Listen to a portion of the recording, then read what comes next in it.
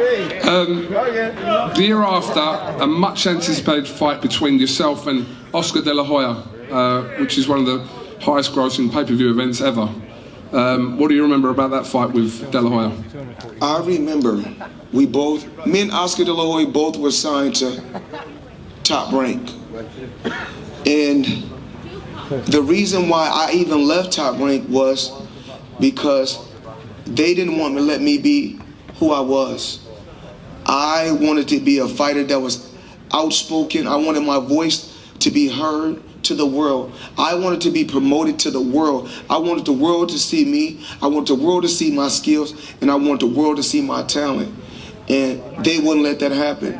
So I always knew that Oscar De La Hoya, I don't care if he won a gold medal or not, I knew that I was light years ahead of him. I was a better fighter than him, had better skills, and I knew that I was gonna make a lot more money than him, because people respect and love real more than they respect and love fake. Fake can only go so far.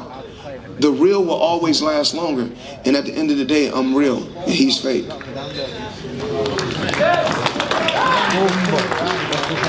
Coming on to someone obviously everyone here knows very well, you touched on him earlier on, Floyd, but Ricky Hatton, one of the most, one of the best boxers to come out of this country, but you two had quite a bit of a rivalry leading into that. We know you'd like to kind of rile up the UK crowd, all in good jest. Yes. But, I mean, that was nearly, what, 12, 13 years ago, but what do you remember about that? What's the song y'all sang? Let me hear the song. There's only one! Ricky Hatton!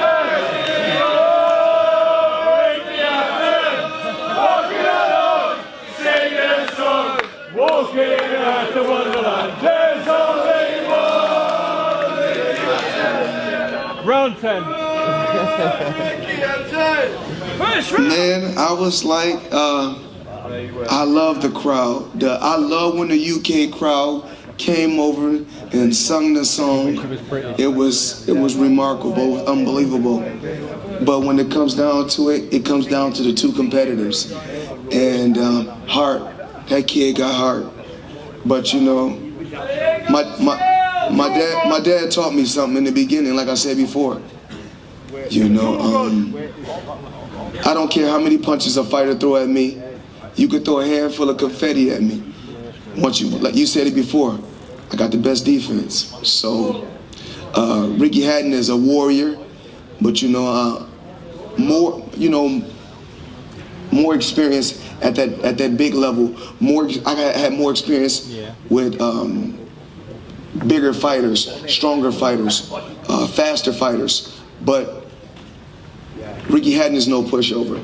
And one thing about him, he'll fight anybody.